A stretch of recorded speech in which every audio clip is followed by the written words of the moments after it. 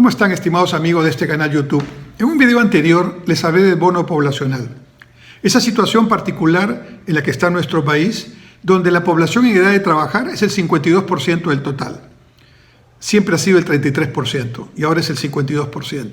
Es decir, descartando a los adultos mayores que ya no pueden trabajar y a los niños que no deben trabajar, entonces nos quedamos con el 52% de la población que puede sostener la economía de nuestro país. Pero hoy quiero reflexionar con ustedes sobre esa parte de la población llamados adultos mayores, que a veces son considerados en la última prioridad. Si no, veamos algunos hechos concretos. ¿Cuántos especialistas médicos y de otras profesiones de la salud hay que realmente estén orientados y especializados a atender la salud de los adultos mayores? Muy pocos. Y estoy hablando de ciudades principales de nuestro país. Ya cuando entramos a provincias y a ciudades alejadas, en un centro de salud o en una posta, no encontramos un especialista, por ejemplo, en salud mental o en otros temas vinculados a esta población creciente de adultos mayores. Otro ejemplo, todavía la cobertura de los seguros no incluye muchas enfermedades que los adultos mayores tienen, y en el Perú varias de ellas son importantes. El Alzheimer es un caso. Muchos pacientes de Alzheimer para utilizar sus seguros, tienen que ser diagnosticados de otra enfermedad porque el Alzheimer no está cubierto. Y aunque hay una ley y un reglamento que ya salió, en realidad todavía falta aplicar en los centros de salud y en los hospitales de nuestro país áreas especialmente dedicadas a este tema de la salud mental, con especialistas y con tratamientos adecuados. La infraestructura, ¿cómo están las veredas? ¿Cómo está el transporte público para atender a los adultos mayores? ¿O pretenden que ellos tengan, a las edades que ya tienen, la misma dinámica, el mismo equilibrio, como para poder usar la infraestructura que se hace normalmente en las ciudades de nuestro país, o el transporte público que atiende a nuestros ciudadanos? Y entonces, como vemos, llegar a edades mayores es un problema en el Perú. ¿Cuántos centros o casas de reposo hay? Casi todas son privadas. ¿Cuáles son atendidas por el sector público? ¿Y cuál es la calidad de estas casas de reposo? ¿Cuántas especialidades hay? ¿Y cuáles son los médicos que están trabajando bien especializados en el tema de geriatría? Y entonces la pregunta que me hago es, ¿será que el capital humano, que es sin duda el principal factor productivo, se desvaloriza tanto cuando uno llega a tener edades mayores?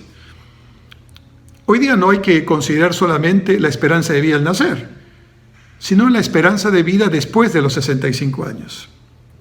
Hace 50 años, llegar a los 65 años era una especie de hazaña y mucha gente moría antes de llegar a esa edad. Por eso, cuando se hicieron los cálculos actuariales para establecer los sistemas de pensiones en el mundo, se puso esta edad, 60, 65 años, porque se calculaba que después de esa edad ya vivían poco y entonces los años de aportación iban a ser suficientes para cubrir y financiar la pensión correspondiente. Sin embargo, la esperanza de vida en el Perú después de los 65 años ya bordea los 80 años. Quiere decir que quien cumple 65 años tiene estadísticamente una gran probabilidad de pasar los 80 en promedio, y probablemente esto irá ampliándose en el tiempo.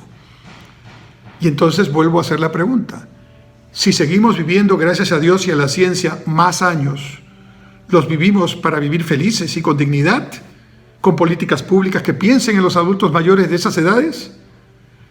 Y la segunda pregunta, quizás más importante: ¿consideramos que ese capital humano que está en la parte final de su vida, pero todavía muchos de ellos con total lucidez y capacidades para poder aportar en lo que saben?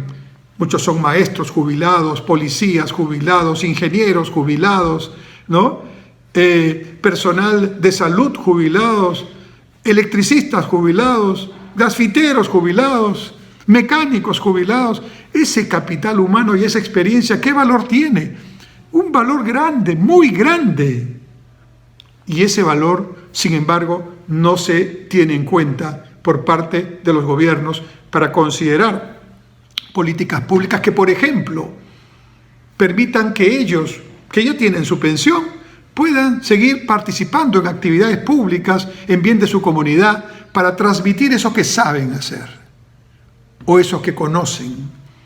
La sabiduría de las edades mayores, la experiencia de las edades mayores tiene un riquísimo valor y ese capital humano tiene que aprovecharse, tiene que seguir contribuyendo a su comunidad, a su país, a su familia, porque además eso va a servir para su salud mental, para que no se depriman y para que puedan sentirse útiles y parte de su comunidad. No veamos a los adultos mayores como los viejitos que ya no pueden hacer tareas importantes. Veámoslos con el cariño y el respeto que significa ver a personas que han llegado a edades cuyas canas les ha costado tener y que esa experiencia y ese conocimiento se va a ir con ellos si es que no los aprovechamos. Y hagamos acciones concretas y políticas públicas a nivel de municipios, regiones y gobierno nacional para garantizar que ese capital humano siga aportando. Y eso es un gana-gana para ellos, pero también para toda la comunidad. Muchas gracias.